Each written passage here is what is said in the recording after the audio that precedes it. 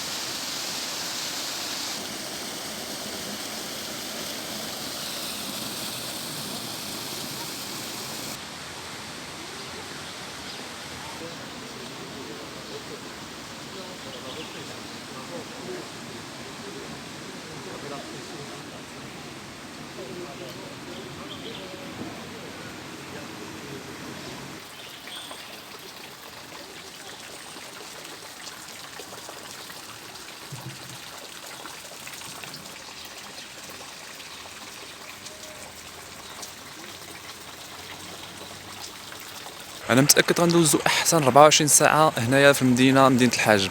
وانتم ما تنساوش انكم تبقاو حتى الاخر ديال الفيديو، حيت كاين بزاف ديال المفاجات غيعجبوكم، بزاف ديال المناظر اللي غينالوا الاعجاب ديالكم صراحه.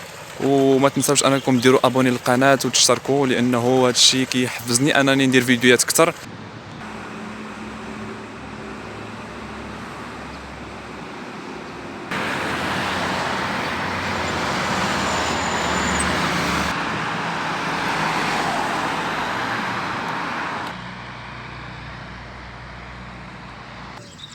هاد اللعيبه كاينه لقيتها هنا في وسط هاد الجرده هادي، والله ما عرفت ديالاش. المهم اللي عرف ديالاش يكتبها لي في التعاليق. بالنسبه لهاد اللعيبات اللي هنايا هما كما كتشوفوا بالكراسه، دايرينهم للناس اللي باغيين يجلسوا هنا يرتاحوا شي شويه.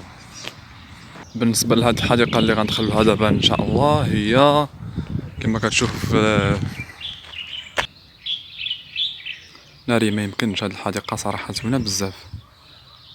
وانتم كتشوفوا هاد الحديقه هي متنزه عين ذهيبه.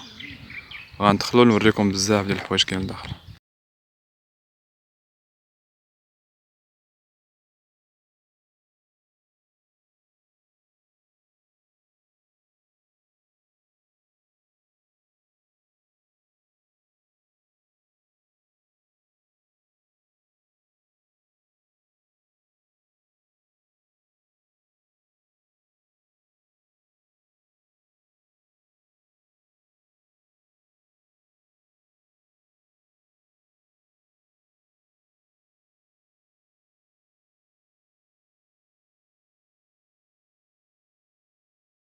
بالاضافه لهادشي كامل راه كاين البلايص او الاماكن خاصه بالدراري الصغار اللي بغاو يلعبوا، مثلا كاين هنايا في هذا الجزء هذا.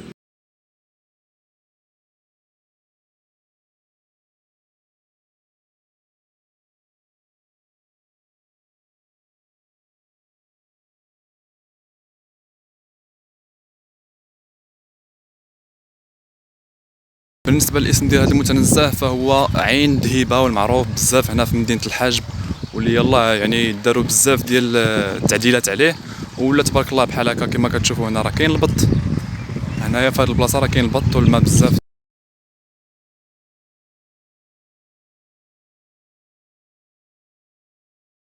باش تكونوا واقعيين، مدينه الحاج تقدمات يعني بواحد الطريقه سريعه، يعني السنين هذه قليله يعني باش كنت هنايا، ومن بعد فاش سمعت الخبر بان الحاج بالمدينه تبدلات بزاف، اضطريت انني نجي ونقصدها ونشوف ونصور لكم الفيديو باش تشوفوا.